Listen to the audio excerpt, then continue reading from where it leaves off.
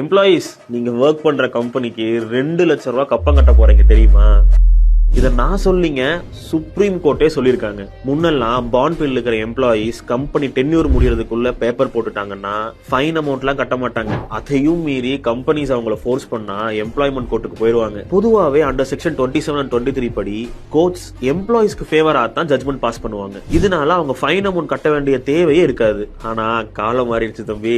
ரீசெண்டா சுப்ரீம் கோர்ட்ல கொடுத்த ஜட்மெண்ட் என்ன சொல்லிருக்காங்கன்னா, உங்களை ஹையர் பண்ணாங்கல்ல, அதுக்கான ரெக்ரூட்மெண்ட் காஸ்ட், உங்களுக்கு ட்ரைனிங் கொடுத்தாங்களா, அதுக்கான ட்ரைனிங் காஸ்ட், இதெல்லாம் டேபிள் மேல எடுத்து வச்சுட்டு போக சொல்லிட்டாங்க. சோ ஒரு வெல் ட்ரெயின்ட் எம்ப்ளாயி கம்பெனியோட பாண்ட் பீரியட் முடியறதுக்கு முன்னாடியே இந்த கம்பெனி விட்டு வெளியில போயிட்டாங்கன்னா கண்டிப்பா ஃபைன் அமௌண்ட் பே பண்ணணும். இனிமேல் எம்ப்ளாயீஸ் பாண்ட் பீரியட் முடியறதுக்கு முன்னாடி கம்பெனி விட்டு எல்லாம் போக முடியாது. சோ பாண்ட் பேப்பர்ல சைன் பண்றதுக்கு முன்னாடி ஒரு தடவைக்கு 2 தடவை யோசிச்சுக்கோங்க.